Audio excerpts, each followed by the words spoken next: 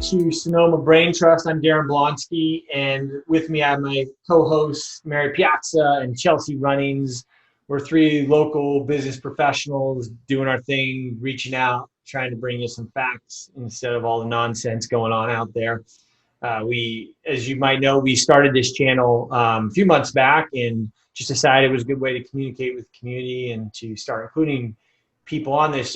We have recently started bringing on more community members and interviewing them and talking to them about the challenges that they're facing. So check out our recent interview with Lynn Lancaster. Some of you might know she wrote a pretty well-known book called When Generations Collide, and is an expert on generations and doing a lot of really great work here in the Valley. So today, I think and correct me, Mary or Chelsie, if I'm wrong, but the challenge we're all wrestling with, I think, locally right now is COVID or no COVID, right? Like, is this real? Is it not real? Because when I look at the numbers, they're going up in so many different places. I'll show you a couple little areas that I look at to kind of get facts from figures and discern the difference, because the media, I think, construes stuff to whatever political flavor you're choosing to taste for the day. And this is the mobility trends with Apple. So anytime someone cues the system and says, hey, I need directions to Sonoma, or I need directions somewhere, this tracks it. And you can see that the gray line is the United States, and you can see we're back near where we were. We seem to be having a fall off right now. So that does say that people are getting more concerned.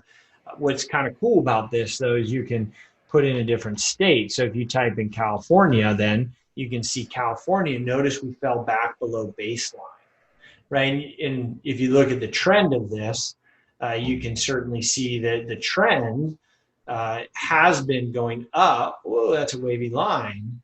And in the world of chart reading and investments, we would say that, this is a breakout to the bottom low. So you are seeing people slow down a little bit. We'll see if that sticks, if that continues. But I think that's one fact that we need to pay attention to in reality here that we might be facing. And then another one that I look at is search inquiries into Google Trends. And I type in COVID symptoms, California. And what I'm looking for is this spike here, right? So what this means is that people are querying Google and saying, what are the COVID symptoms, right? Because they might be feeling something and worried. And this kind of tells us, well, for the viewers, Chelsie was just sharing with us, she's up and Reading, and I'll just point out that there's a lot of querying going up in Eureka, which is, kind of level to where you're at. But you can see, Chelsie, where you're at, there's not a lot of querying going on in that part of California as to COVID symptoms. So that's kind of a good place to hang out. Nice choice. So interesting, though, that's just one way we can look at and change the data and really understand the data. And then there's one other kind of fact that we need to deal with here, and that is, well, people keep talking economically, what's going to happen. And you might have heard me refer in previous videos to something called the Fed put. So this is the M2 money stock. So this is the Fed putting money into the system. And if you notice back in 2008, when we went through this recession, they barely put any money in comparatively to what they've now put in just recently. So that's going to come out in the markets, right? And so I thought it'd be really helpful, Chelsie, if you could just give us an update in real estate and what's going on in real estate, because there's something called the Tina trade. I call it Aunt Tina, right? And what the Tina trade stands for is there is no alternative. And we're certainly seeing that in real estate, right? People are shoving money into real estate right now. We're seeing that in the stock market because there's so much money going into the system. Yeah, so they just released a survey the other day, and more Americans were saying they felt safer in the real estate markets right now than any other market.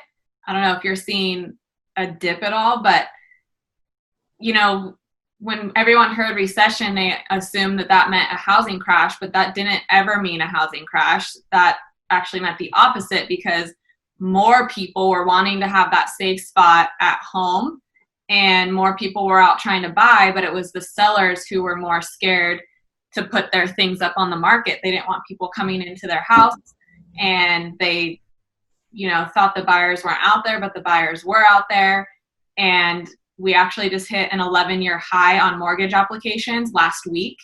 So people are out there. I think first week of summer, you guys, I don't know if you're feeling it up here in Redding. I'm definitely feeling it. It's supposed to be 111 degrees today. So I am missing Sonoma and can't wait to get back down to Sonoma. Family time is great, but I'm missing that cooler weather. But as summer is coming and now we're here, I think just the boom we're going to see in the real estate sales, it's going to be massive. A chief economist for the National Association of Realtors is predicting that we're going to surpass what we saw last year in the second quarter of sales in these next few months. And I keep telling you, people are wanting their space. People are leaving the city to get some more space. So now they're looking for, before they were looking for convenience or easy travel to work, and now they're looking for big yard spaces and an office, a house that has an office that they can use, and a kitchen, because they're spending more time at home and they're not going to be going out. So even as our economies reopen, how many people are really going to want to be going out to eat at restaurants? Last week, right, we talked about just when I got my hair done and how different that was. I mean, I felt good to have my hair done, but just the whole way you have to do it, it's so weird. It's not as enjoyable as it once was. And hearing what you have to go through in a restaurant, I don't see people piling back into restaurants. I think people are going to be looking for those kitchens they can cook in and those outdoor entertainment places that they have at home. I think that's really going to become much more important. So that's kind of playing into why we're seeing this surge in luxury home sales as well, which we talked about last week. We saw double the amount of sales in luxury real estate right now than what we saw in all of last year. So, I mean, I don't know. People are putting their money into real estate. It's kind of just their safety place right now. You know, you feel safe and secure at home.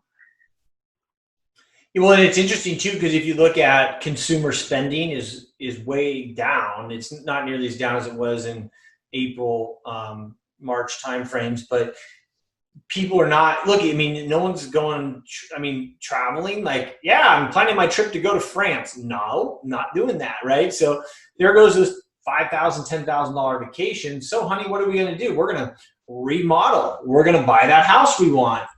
I think that's what you're seeing, the shifts.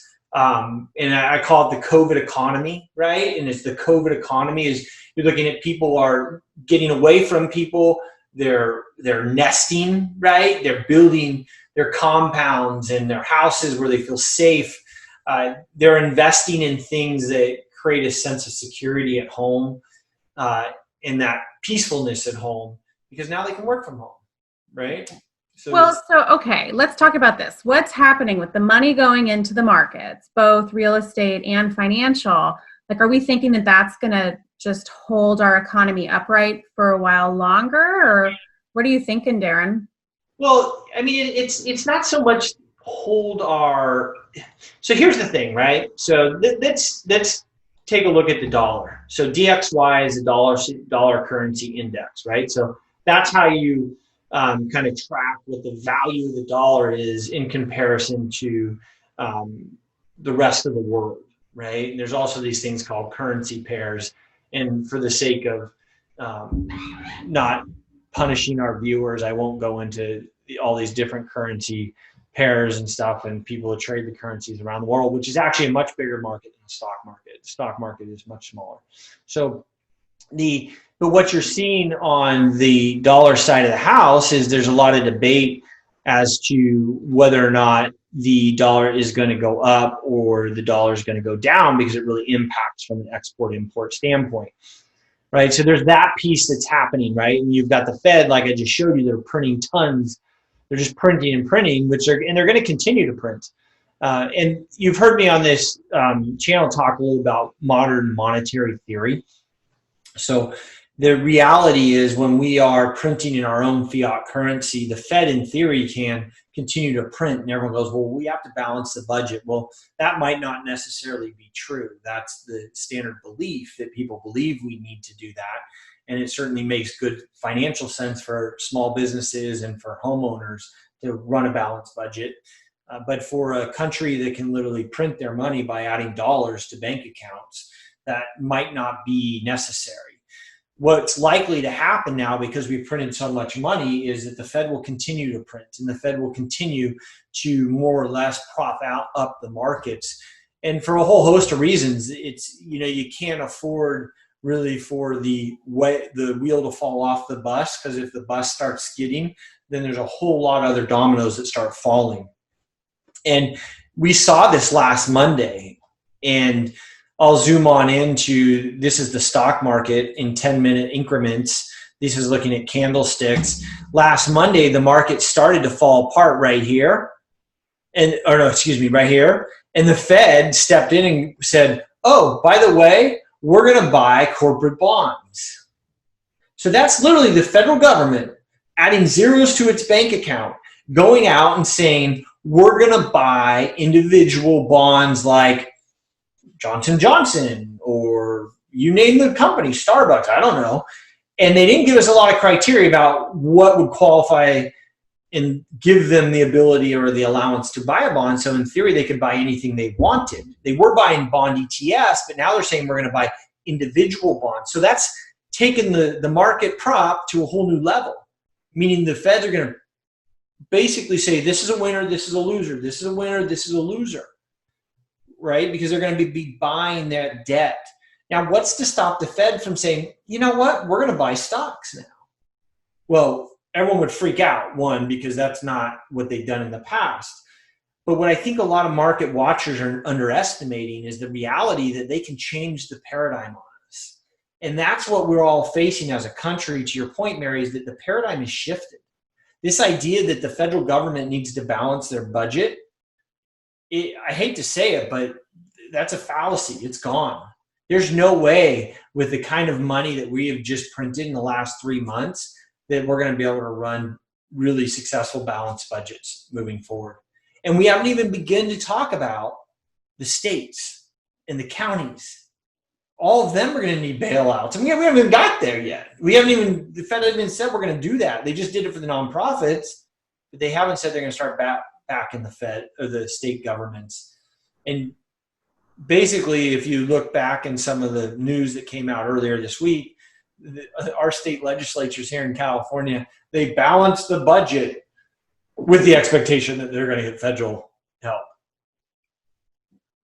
But think about that in an election year. California is historically, right, very liberal comparatively to some of the other states, is going to probably struggle to get that federal money in, is going to have to meet certain requirements. But if they're balancing the budget based upon the expectation the Feds are going to bail out, that's interesting. So, long-winded answer, but yeah, the paradigm shifted. See, and where you see all your numbers going up and down in real estate, our prices are pretty resilient. I mean, we've seen, some increases in prices, but for the most part, prices are remaining resilient, whereas your numbers are like, all like a roller coaster every single day. I don't know how you keep up with it. It's exhausting. That's for sure. Well, and I think that's the point, is that there's this Tina trade on, right? There's no alternative. And right now, the safest thing, to your point, Mary, is buying homes feels safe for people, right? Get out. Like, where the second wave is coming.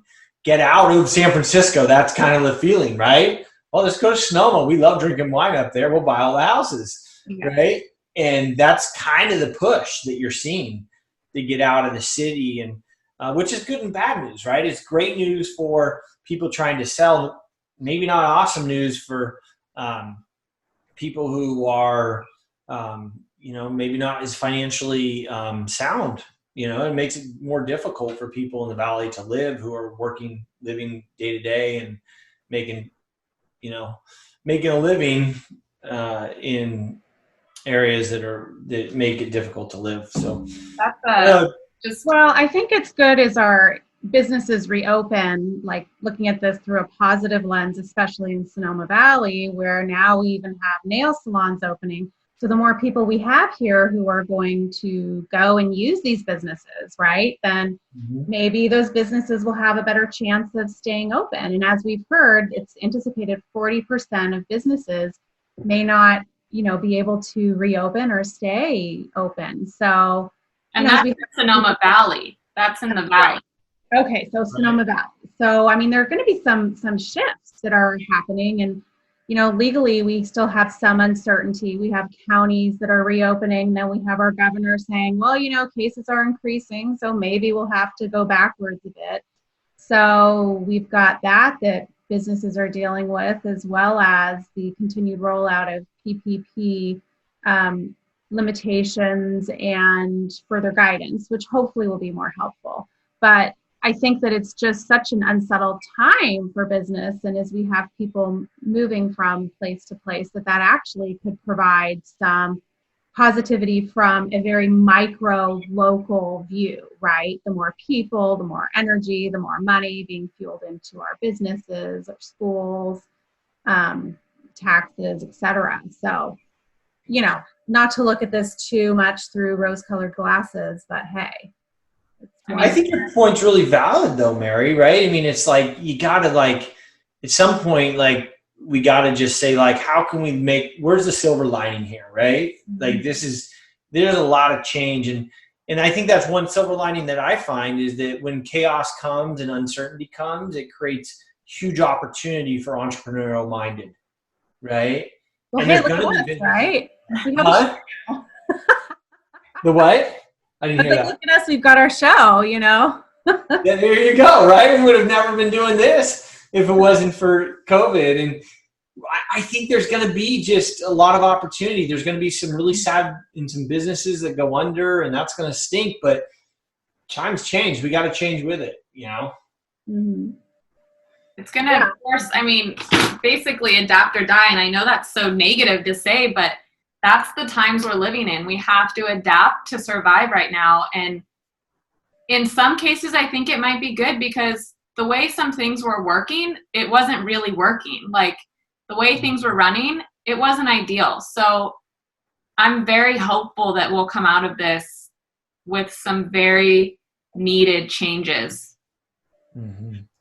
Well, and look at it from an employment point of view, right? I mean, we have businesses who have pivoted and been able to evolve their systems so folks can work remotely. I mean, that opens up our businesses to a whole different workforce and way to continue doing their daily thing, right? So, and it also promotes a ton of flexibility for workers. So I think over time, it'll be really positive to see how that works out. But yeah, adapt or perish. So I think you're onto something there, Chelsie, for sure. Are you guys hearing many employers bringing their employees back to work? Absolutely. I'm getting calls, if not on a daily basis, at least, every other day about employers asking how to do that safely. And, it's some of the businesses are ones who are being, they're, I don't want to say behind the curve, but now they're looking at that and getting all their mitigation measures in place. So I think that there were some businesses kind of at the forefront of this, especially in the valleys, that have provided the example. So now as that happens, there are waves of other businesses wanting to do that. And I think that's really positive, right? That's more businesses saying, we're thinking about opening, we're going to try this out and evolve to what they need to do. So that's what I'm hearing. What are you guys hearing? I know some restaurants have opened and they've brought back some staff. They haven't been able to bring back the full amount of staff just because they can't turn as many tables as quickly as they were before, but they are bringing on more staff and opening their hours a bit longer, which requires more staff to come on. Mm-hmm. I even actually had a buyer referral from a wine club member of a local winery who wants to buy in Sonoma. She comes to pick up her wine shipment from a local winery, and she decided she wanted to buy in Sonoma. So that was a referral from an employee working at one of the recently reopened wineries. So now, Chelsie, you're an expert in probate, right? I mean, that's your game but you also help buyers and sellers in the Valley, right? Yeah. So my background is a probate paralegal. So I have a ton of experience in the probate world with how sales need to go, what the judge and the court looks for, what's best for beneficiaries, and what'll help just make the probate process run smoothly when it comes to selling property. But I do represent buyers and sellers in all residential real estate. Got it. And Mary, you said that you're getting a lot of calls about people bringing employees back to work. Mm-hmm. What's driving those calls? Are those clients of yours that are just calling you as their on quote unquote on staff lawyer kind of thing? Or is that people seeking out your firm? It's both. So part of the services that my firm provides, like we act as like general counsel for businesses if they don't have the legal budgets to have their own full-time general counsel. So they can call us with their concerns. And so what happens is if they're looking at reopening and they have legal questions, then myself and my team are there to help guide that. Some of them are also acquaintances who are not yet clients, but they have questions. And like our show, I like being a legal resource for folks in the community. And I think it's important to provide solid information, especially in these times. And through that, we get through this in a better way. So. And sometimes solid is that it's not solid, right? I mean, right, that's like with PPP. I mean, people call on PPP. I spent 40 minutes on the phone with a reporter on Friday, and I'm like, listen, we just need to wait. There's going to be more information coming out. So, yeah. But that's the answer, which from a legal point of view is such a foreign thing, because usually in my position, I have, archives to go to and draw from to figure out what to help provide guidance. So it's just different times right now. We're like writing history right now. We've had pandemics and plagues and things, but right now, we're writing history, and the way we handle it will be used for future. Right? So handle it well, people. Yeah. Don't mess this one up. Yeah. Die. Come on, yeah. I have this theory about history, right? It's kind of like, and change. Like it's like the experience that we go through in life becomes. One sec, bud, Kay. I'm getting the daddy, I'm hungry here. I've got that too. Yeah, so one thing that we go through in life is like, I don't know if things change or how much they change, but it's that we go through them together that creates the sense of meaning, right? And we get a choice to go through whatever we're going through in life and create the meaning from that experience. And I think that's the gift of the moment, right? Is that all of us are going to look back on this and we'll have a negative or positive experience and be able to create that meaning that will ultimately shape how we perceive that, regardless of how it turns out, right? Certainly, I don't think any of us in this Zoom call are powerful enough to have huge impacts other than in our small community and, the people that surround us that we care about. But it's just kind of interesting. So I don't know if we can screw it up. I think screwing it up is not bringing the proper meaning out of it, right? That it creates closer communities and engagement with one another. And so that's what we're trying to do. So people who are listening, if you've made it this far, do it. Have a great day. Find your meaning. And that's right. Fix or die. I'm just kidding. Make your lunch for your kids when they're hungry. My kids want macaroni. I don't know about yours, Daren. But. Kraft mac and cheese, man. That's my go-to. Like, all right, Kraft or chicken nuggets? Which one would you like today? Well, you got to put in the mini pizza from time to time. So mini pizza. Or there's cereal. There's always cereal. That's always the bail. Like, why don't we just have a bowl of cereal for lunch? I don't want to do this. Right. Wow, my dogs, they get an egg on their food once every couple of days. Wow, you're a nice mom, Chelsie. Fancy, man. Organic dogs, huh? I once took care of these dogs when I was in high school or maybe it was elementary school for a neighbor. And they like fed them cottage cheese every day, and they got lettuce, and they got cheese. I mean, they had like the whole, I mean, these dogs had a whole menu every day, and it was impressive. I'm not sure if they lived Wow. in. That sounds like a full-time job. Yeah. I have a hard enough deciding what I want to eat 3 times a day. So trying to make a menu for my dogs, I just stick to the egg a couple times a week. Yeah. There you go. You're on it.